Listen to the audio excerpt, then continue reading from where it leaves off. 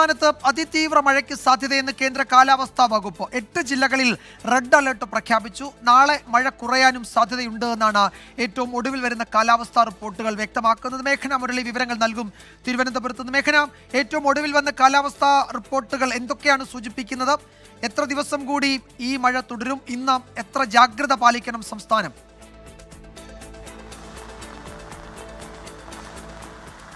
വിജയകുമാർ, അതിൽ പ്രധാനമായും ഇന്ന് 8 ജില്ലകളിലാണ് റെഡ് അലർട്ട് നൽകിയിരിക്കുന്നത്. രാവിലെ വന്ന മഴ മുന്നറിയിപ്പിൽ 3 ജില്ലകൾക്ക് മാത്രമായിരുന്നു മുന്നറിയിപ്പും ജാഗ്രതാ നിർദ്ദേശവും അതിതീവ്ര മഴയ്ക്കുള്ള സാധ്യതയും ഉണ്ടായിരുന്നത്. എന്നാൽ അത് പുതുക്കി ഇപ്പോൾ 8 ജില്ലകൾക്കാണ് റെഡ് അലർട്ട് പ്രഖ്യാപിച്ചിരിക്കുന്നത്. അത് പത്തനംതിട്ട, ആലപ്പുഴ, കോട്ടയം, എറണാകുളം, ഇടുക്കി, തൃശൂർ, കണ്ണൂർ, കാസർഗോഡ് ജില്ലകളിലാണ് ഇപ്പോൾ റെഡ് അലർട്ട് പ്രഖ്യാപിച്ചിരിക്കുന്നത്. അതായത് ഈ ജില്ലകളിലുള്ളവർ അതീവ ജാഗ്രത പാലിക്കണം, അതിതീവ്ര മഴ പെയ്യാൻ സാധ്യതയുണ്ട് എന്നുള്ളതാണ്. അതുപോലെ തന്നെ ബാക്കി എല്ലാ ജില്ലകളിലും ഓറഞ്ച് അലർട്ടും പ്രഖ്യാപിച്ചാണ് ഇപ്പോൾ കേന്ദ്ര കാലാവസ്ഥാ വകുപ്പ് മുന്നറിയിപ്പ് നൽകുന്നത്. അതിലിപ്പോൾ സംസ്ഥാനത്തുടനീളം മലയോര ഗ്രാമപ്രദേശങ്ങളിലടക്കം വലിയ ശക്തമായ രീതിയിൽ മഴ പെയ്യുന്നുണ്ട്. ഇപ്പോൾ ഞാൻ നിൽക്കുന്ന തിരുവനന്തപുരം ജില്ലയിലടക്കം മലയോര മേഖലയിലും തീരദേശ മേഖലയിലും നഗരപ്രദേശത്തുമൊക്കെ മഴ പെയ്യുകയും കനത്ത നാശനഷ്ടം ഉണ്ടാവുകയും ചെയ്യുന്നുണ്ട്. അത് ഇന്ന് രാത്രിയോടുകൂടി മഴ കനക്കും കുറച്ചുകൂടി എന്നുള്ളതാണ് ഇപ്പോൾ കേന്ദ്ര കാലാവസ്ഥാ വകുപ്പ് പറയുന്നത്. അതിന് ഈ ബംഗാൾ ഉൾക്കടലിലെ ന്യൂനമർദ്ദവും പടിഞ്ഞാറൻ കാറ്റും കാരണമാവുകയും ചെയ്യും. എന്നാൽ നാളെ തൊട്ട്, അതായത് നാളെ മുതൽ ഒരു മഴ പെയ്യുന്നതിൻ്റെ അളവിൽ വ്യത്യാസം ഉണ്ടാകുമെന്നും ഇപ്പോൾ കേന്ദ്ര കാലാവസ്ഥാ വകുപ്പ് പറയുന്നു. നാളെ എല്ലാ ജില്ലകളിലും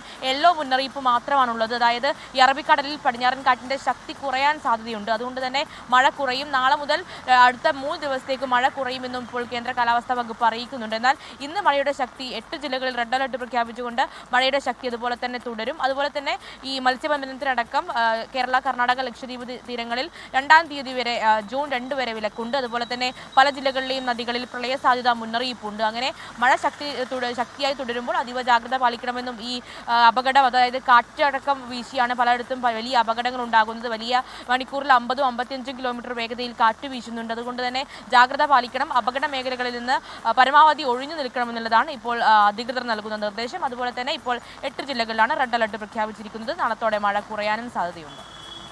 ഏറ്റവും ഒടുവിൽ വന്ന കാലാവസ്ഥാ റിപ്പോർട്ടുകൾ അനുസരിച്ച് 8 ജില്ലകളിൽ റെഡ് അലർട്ട് പ്രഖ്യാപിച്ചിരിക്കുകയാണ്. നാളെയോടെ മഴയുടെ ശക്തി കുറയും എന്ന വിവരം കൂടിയുണ്ട്. മേഘന മുരളിയാണ് വിവരങ്ങൾ നൽകിയത്.